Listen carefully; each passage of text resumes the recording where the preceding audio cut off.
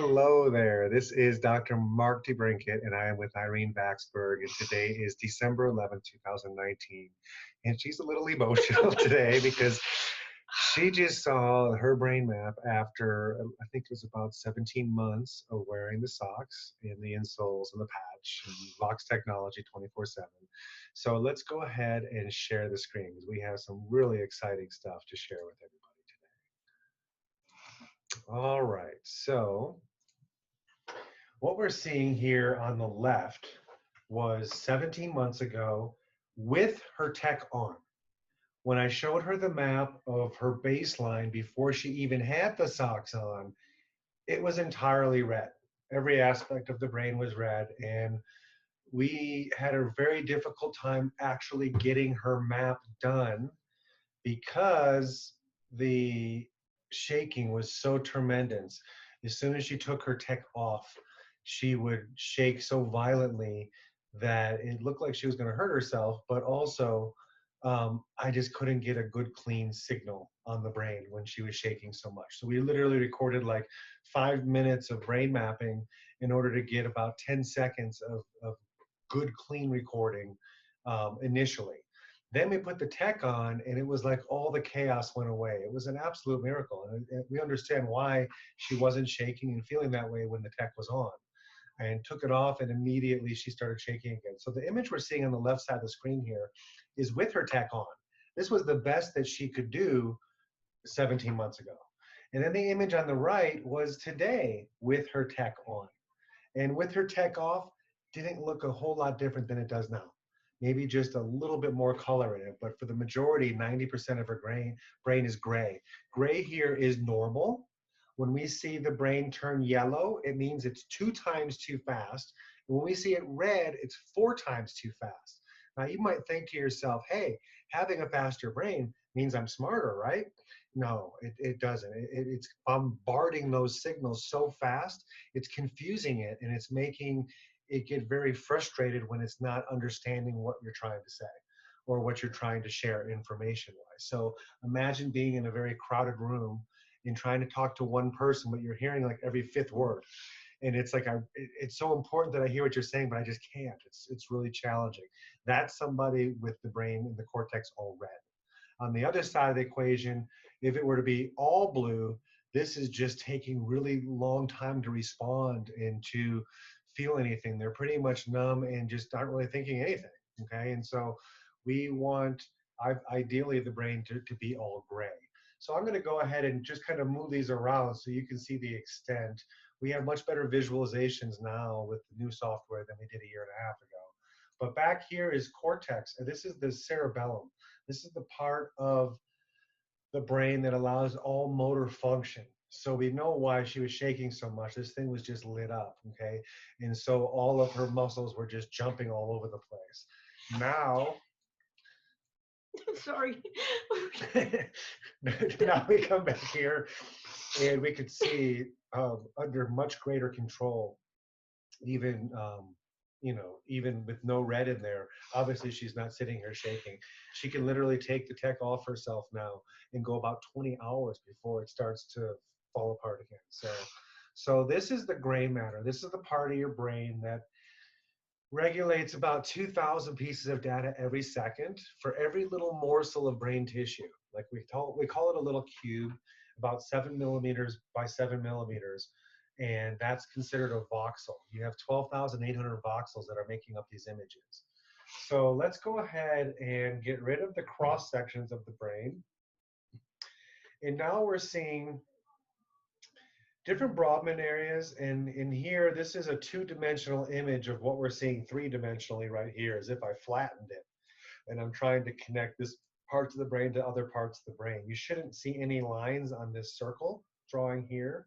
So we can see far less lines over here, okay, as far as being dysregulated. But what we're gonna do is I'm gonna go ahead and even take those off, and we're going to start looking inside the brain. So now we have the ability to go 3D and to really get into the nooks and crannies of the neurology of the brain. And what I mean by that is what you're neurologically, what you're actually doing, okay? And so inside the brain, we have all these fibers that make up what we call diffuse tensor imaging. And these are just the pathways that you're sending information from part A to part B in the brain. So in this scenario, the blue fibers are connecting front to back, green top to bottom, and then the reds are right to left. And so you're getting an idea of how many fibers there are. Let's go ahead and match it on this side, and we can see how many fibers there are. Now what I'm going to go ahead and do is take away all the healthy ones and only show you the ones that are not healthy. So ideally, there shouldn't be any lines left, okay, when your brain is super healthy. Again, 4 times too fast, dark blue is 4 times too slow. And then we come over here and say, well, how much of that change has been permanent now? So this is tremendous. Remember, red is 4 times. So the majority of all the red is gone. We can clearly see through the image now. And you see the white behind it. We're over here. You weren't getting past it. This was so thick of fibers that were offline. Now we're just dealing with a handful. And the longer you keep wearing this, the more and more of these fibers disappear. And we see eventually no fibers left. Okay. Now we can do neurofeedback training and change that in a month. But, look at what a year and a half did as far as this is permanent change. There's no difference here. You got the tech on before, the tech on now. So the only difference is what's healed. Wow. Okay. So what we're looking at here is strictly information flow. This is how fast and how efficiently do you get information from point A to point B. Now, if we come up here and look at coherence, this is how well do you share information throughout the brain and throughout the network. So a network needs to send information to every other part of the network. So again, we see especially frontal cortex, super busy, very thick, a lot of blue lines. But watch this. We have something called lagged coherence. And this is how long can you actually sustain that focus and attention for. And I get much more concerned when I see reds and blues than all red or all blue. Because here, you were very unpredictable. Right. Okay, on how you were going to feel or how you were going to behave. Okay. Now when we looked at your lag coherence, Wow. that is just, that's 2 different people completely. It's awesome. Now I'm going to laugh because it's amazing. I mean, wow. The good thing is it's going to keep getting better, wow. better and better. So now we're going to take away the fibers that you use to send information, and we're going to pull up the actual networks that are communicating. So the one that we're seeing here is called your executive functioning network. This is how well you can use your working memory, your mental flexibility, and self-discipline, self-control, motivation, and all of that. Again, each purple dot in the network has to send a line to every dot in the network. So if you are healthy, we shouldn't see any lines left at all. So we see 80% of them have gone, right? Exactly. All the dark blue, the reds. Again, I'm much more concerned seeing highs and lows because that's very unpredictable versus light blue. Okay, that's just a little slower than it should be, but that's less stress, okay, less anxiousness and all of that stuff, and more efficient trying to get something done that's going to require your focus and your attention. Now, when we look at your attention network, this is the network that controls your ability to recognize locations and features and objects and things that look familiar, okay, and sustain attention on those focus. So that's amazing. Wow. We look at attention ventral. This is your ability to shift that attention and be able to stop the project you're working on, and someone says, hey, Irene, I need help over here. Can you come help me? Are you like, sure, and you just drop it and come over here and help? Or you're like, wait a minute, I got like 2 minutes left. I got to finish this thing, okay? That was you before. Right. Okay? It was really hard just to keep pivoting and shifting without feeling completed or accomplished in one thing that you were doing. Now, I mean, just look at the difference there. That's truly 50%. Amazing. We look at, let's call it the anxiety network. Yeah. Oh, that I was imagine you had a terrible. lot of anxiety back in the day. Yep. Um, you know, this is how well you can regulate that anxiety and the feelings that you're feeling. And you know that it might not be warranted. I might be making a big deal out of something little, but it still stresses me out, right? And so feeling is feeling, it's real. Okay. But Yeah. how well can I just turn that off? And you're like, you know what? I don't have all the facts right now. I don't think I'm going to let myself get stressed out until I know no more about this situation. Because I found in the past I had a lot of unnecessary crying and upsetness and anger at people that I just didn't have all the facts. And had I had the facts, I wouldn't have overreacted. Okay. So that's anxiety network.